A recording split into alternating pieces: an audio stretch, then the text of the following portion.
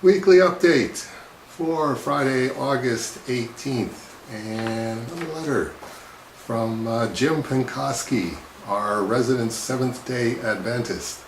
Hi again, Dave. Greetings from a fellow cartoonist down here in the States, number 3. Here's another story about my time at Continuity for 1 month in 1976. I obviously stopped by both Marvel and DC and showed around my portfolio. Nothing happened in Marvel, but DC gave me a romance script. I was somewhat bummed out. It had cars in it. I never liked drawing cars, so I rarely ever drew them. I always had problems getting the wheel perspective to look right. And now I had to draw cars in this DC script. I remember talking to Bernie Wrightson about that when I interviewed him back in the early 1970s. And he said, "Where did all those guys in high school who could just sit down and whip out a Mustang off the top of their head go? I could use one of those guys in the studio." I penciled the 8 pages of Continuity. At the time I was renting a room in a brownstone somewhere in New York, and I had no studio or art reference files. I was in New York a total of 2 months. When I first got there, I was staying on the floor of a house being rented by Frank Sirocco, Brent Anderson, and Gary Winnick in Clifton, New Jersey. They had worked with me at the San Jose comic shop in California that I had managed for Bud Plant for 2 years, up until I left for New York. But then after 1 month, they all left New York and went back to California, and I had to find another place to live. I guess I found out some way to draw the cars. I think I just faked them, or maybe Neil provided some pics. And after I had penciled my pages, Neil asked to see them. He had some downtime, so he took some tracing paper and sketched over several of my figures. I turned in the penciled pages and found out that Vince Colletta was going to ink them. I wasn't real thrilled about this. I was never a big fan of Coletta's art. I hadn't liked his inking on Kirby's Thor over the years, but there was nothing I could do except go with the flow. Then the disaster happened. Oh, wait a minute, let me tell you about the disaster. I went in to get another script, another romance story. Someone handed it to me and asked me to read it and tell them what I thought of it. The story was about a little girl on an airplane who had a crush on an older boy on the plane. I had never drawn airplanes. I had never drawn children. I was sitting there wondering, how am I ever going to do this? When the guy came back in, I told him it wasn't a very good script. What I had meant is that it wasn't a good script for me. I was here in New York living nearly like a transient. I had no art studio with reference file photos of kids or planes. I'd never drawn them before, and the only thing that came to mind was, I can't do this. There's no way I can do this. Jim writes, even Al Williamson used to have models when he had to draw kids. And just by way of proof, sends along these photo references of Al's daughter Valerie and his son Victor from when he was working on the Star Wars strip. And the guy went out and told his boss what I had said, and then suddenly Joe Orlando, the DC Romance Books editor at the time, comes in the room, all caps, boldface, yelling at me and telling me, all caps, boldface, don't you say a word. And he literally, all caps, boldface, read me the riot act at the top of his voice. And he took back the script and told me to get out. Joe Orlando yelled at you? Yikes, I was stunned, writes Jim. I didn't say a word and went back to Continuity and told Neil what happened. Neil said it was a really dumb thing to do and tried to apologize to Joe Orlando for me, but it did no good. I had totally blown it. Orlando obviously had a lot of other things pissing him off, and he just decided to blow up at this nobody i.e. me. Not long after that, I made the decision to return home to California. Another part of the problem was that I was running low on money. I had worked on several storyboards with Neil, but I wouldn't get paid for the work until the clients paid in the following months. And after I was home in California, Neil mailed me those paychecks. The conclusion of the story, Vince Coletta turned out to be a really nice guy. He actually mailed me back my art for the story we did. I have it around here somewhere. And here's the dumbfounding conclusion of the story. My car strip was printed months later in the July 1977 Young Love number 126.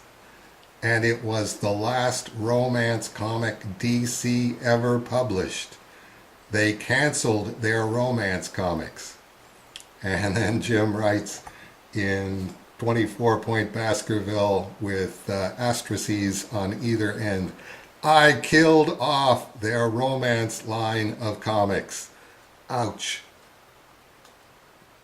And as you can see, I've got two Dave Sim from Jim Pinkoski, an actual piece of evidence from the scene of the crime. Jim Pinkoski killing off the DC line of comics. I got to tell you, Jim, I think by 1977 it was a mercy killing. If you read it says stories of romance for today's young women in 1977. Plus these extra features. How can such a fear be overcome? Read, I won't kiss that evil way. And which is more dangerous, speeding cars or unfeeling anger? Which will place love in peril? That's the story that Jim drew. Also horoscopes, love letters, how we met, and the cover feature story. My unknown CB radio buddy is finally coming to see me. Will he be the man of my dreams or my nightmares? And the only nightmare I see in her thought balloon, oddly enough, looks like Vince Coletta. Was distance the only thing that kept alive the CB romance? So yeah, Jim, I think this was a mercy killing, but very much appreciated. This is a definite keeper for the Cerebus archive. Ouch, writes Jim. Not the best way to get on Neil's good side. There's an understatement for you. Coupled with my odd New Age religious beliefs I held in the 1970s that Neil never related to, and this disaster at DC Comics, this 26-year-old wannabe cartoonist opted to leave town, quote, with my tail between my legs, unquote, and my giant Neil Adams folder. I bought a $50 ticket on the Gray Rabbit bus that drove cross-country 3 days straight through to San Francisco and got home at my parents' house on Christmas Eve. Great timing there, 1976.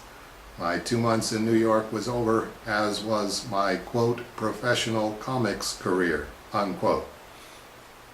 But then, Jim points out, looking back on it, I think that God wanted me off that path of just doing, quote, secular comics, unquote. He knew that there were several very special projects he wanted me to do, and the only way they would ever get done is if God slammed shut that door and then provided me another path. Joe Orlando, instrument of God. I think if Joe Orlando is yelling at you, there has to be some sort of otherworldly explanation. In the late 1970s, I went to work as a part-time bank teller, which paid the rent and gave me lots of extra time to work on art. So I ended up developing my banking solution project in 1981. In 1980, God provided me with a girlfriend who encouraged me to start keeping a series of journals so that I now had times and dates of all my life experiences written down.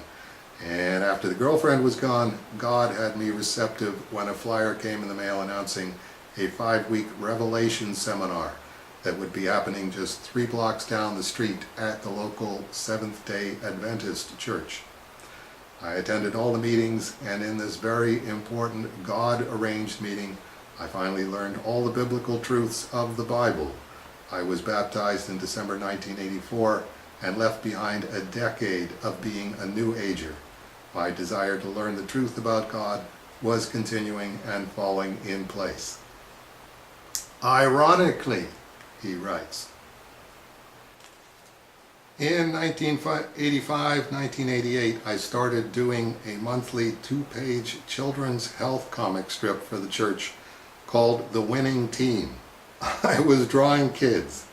In 2003, the strips were collected together and republished in this comic I've included with this letter. If my trip to New York had been successful, I might have gotten embedded into a life of endless secular comics production and never had the time to pursue the things God wanted for me. So maybe it's okay that I got yelled at in the DC offices and that I left New York City. Yelled at by Joe Orlando? Anyway. Every person on this planet will face God in the judgment, and God will ask us, what did you do for me? How did you use the talents I gave you? I will be able to point to many years of work that I have done to glorify God. In fact, if the material in my religious books is correct, I will have done the most important comics ever published on this planet. Most comics are just a distraction and mindless entertainment, or just outright demonic in their content. And unfortunately, all those worldly comic book artists will probably come up short in the judgment, no matter how good they were as artists. And on the back page of The Winning Team, it says, Amazing Facts is proud to announce that since we began publishing Jim Pinkoski's illustrated books in 1986, we have sold over 1/3 copies. These easy-to-read books have been a blessing to lots of people. Get the entire series of 6 great books. All still in print, all still available. And Jim adds a correction at the top. It's now 500,000 copies, which, if we're going to put that a little bit of a perspective,